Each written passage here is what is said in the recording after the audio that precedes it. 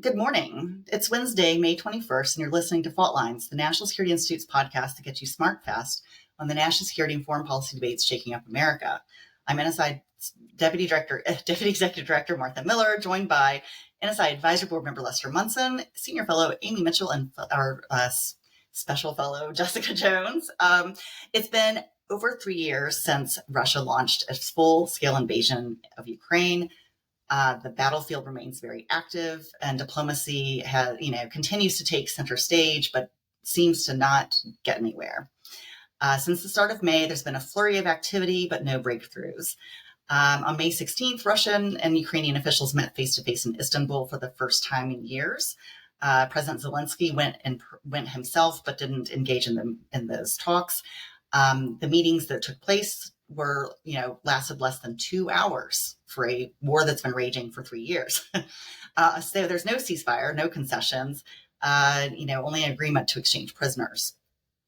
President Putin, rejected Zelensky's request for a personal meeting and has all sorts of sweeping preconditions.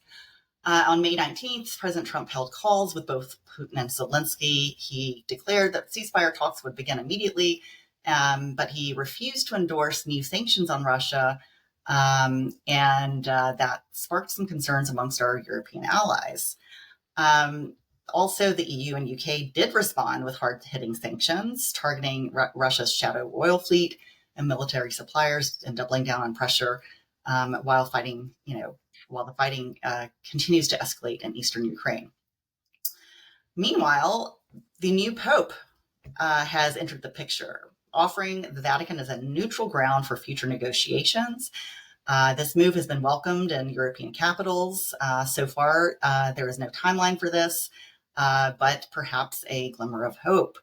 But as we all know, Russia is stalling. I think, and to use Trump's terms, I think he's still tapping Trump along, and Ukraine is holding the line.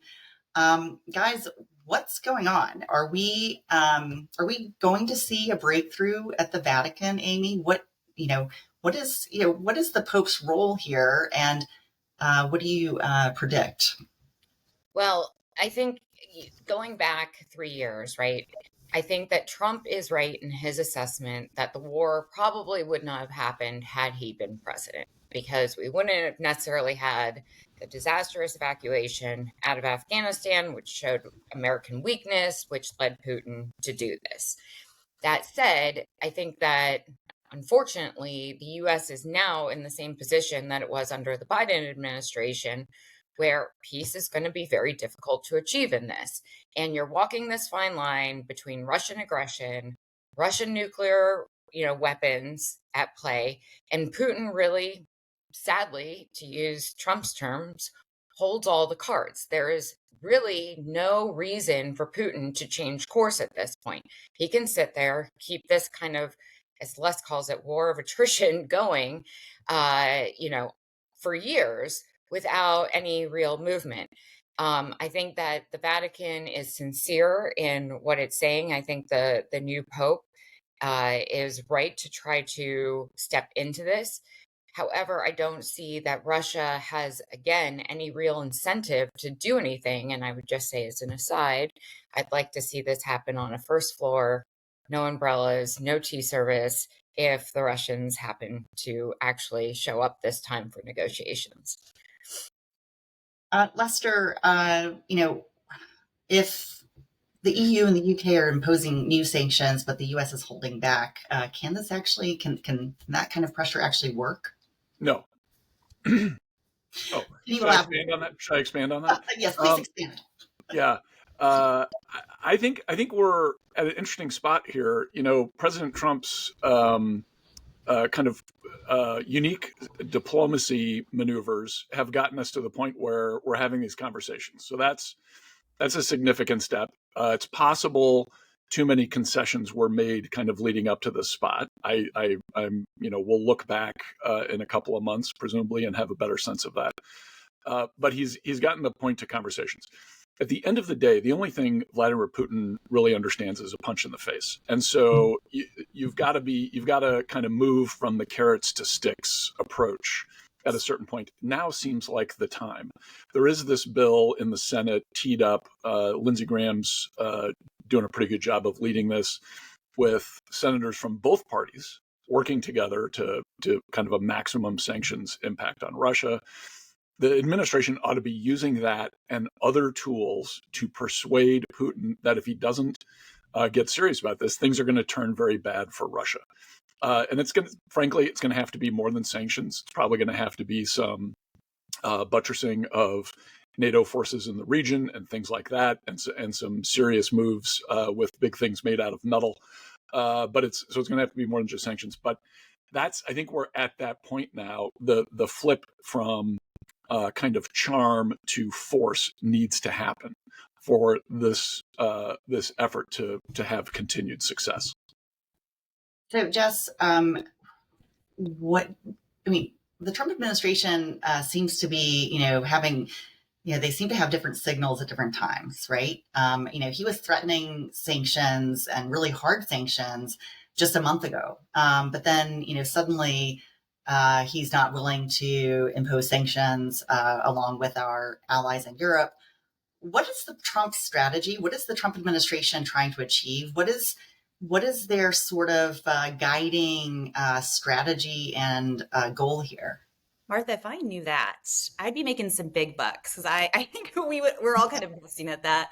I think, there have been discussions. I will say, when we decided this topic, it was a busy work day yesterday, but I thought to myself, is there an update when it comes to the Ukraine conflict? I'm not really, I knew there was a call, but I hadn't seen any substance come out of that, right? There was no joint statement. There was no roadmap. There was really nothing beyond the headline of President Trump calling it productive, but also saying that he's kind of done with negotiating and it's up to Ukraine and Russia, which is a different position from a couple of days ago when he said it was up to Russia and the U.S. and he could solve it.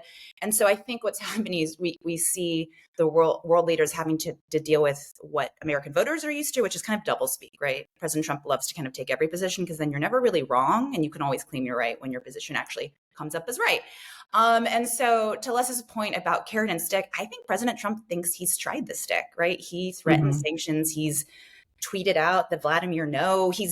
I think he thinks he has been a tough guy and it hadn't worked. And he's really left now with really nothing, which is why he might walk away. And instead of talking about doubling down, he's talking about, what he's hinting at is the economic and business deals and opportunities available if Russia opens back up. Right. So at the same time that you have the EU saying we need to double down on sanctions, you have President Trump almost looking past the conflict into, okay, what are the business opportunities for Americans there? And so you've got really what could potentially be a huge split in NATO if half of NATO and the EU uses the stick and the US is doing the carrot with, oh, actually, let's think about what opportunities we might present. Like, that is definitely not cohesion. And to Les's point, like, how do we walk through that minefield? I'm not sure. What I really think is interesting, it was a 2-hour call, and I haven't watched a President Trump rally, but we know that he can go on for hours. So I wonder, from that call, how much was President Trump talking and how much was it actually Putin? I really actually wonder if there was like a transcript, what was said, because all we got was productive, right? And I put that in quotes. So that is actually what I'm really interested in. What do those calls actually sound like? Like, what is covered? I'm guessing a good chunk of it was a history lesson, as such, from Vladimir Putin. Yes, that took probably an hour and a half. You don't think it's like a Moscow Mar-a-Lago idea? Like, I don't know. Well, a Moscow Mar-a-Lago? When you resort, I don't know. Like, that could be an idea. That's a business opportunity. But again, I don't know. Just to your point, one, it's like open up Russia for Americans or for Trump. That's, a distinction to make. And two, if the U.S. walks away, what does that tell other adversaries around the world, right? So if I'm General Secretary Xi over in China watching this, and the U.S. has spent all this capital negotiating these peace talks, right? And nothing comes of it, and the U.S. isn't going to impose sanctions and do anything effective at the end of the day, whether that be, kind of strengthening NATO around the borders, then I'm going to sit there and make a decision about Taiwan. And, to what extent is this also, President Trump, who declared he would, have a ceasefire within 24 hours of becoming president? How much of this is also trying to re-spend this to be a win? I think you were alluding to this, Jess, in your comments as well. Um, you know, he even, I think, mentioned that he had been, I think the other day he said something to the effect that there was some sarcasm in that comment. So he's trying to spin that in a different way. Also, in terms of a great negotiator, for those who remember episodes from 30 Rock, the Alec Baldwin character, if anyone remembers the negotiation he had with his nanny, he felt like he was the master negotiator, and he sat down with his nanny. He's going to show people, like, his wife or whoever, what he could accomplish. And he basically, he did all the talking. He he negotiated against himself. And I just wonder, could that call have been sort of like the Alec Baldwin encounter with his nanny? I don't know. I guess maybe time will tell. The history books, this will be this call will be declassified at some point or shared, and the transcript will be shared someday. We'll all find out.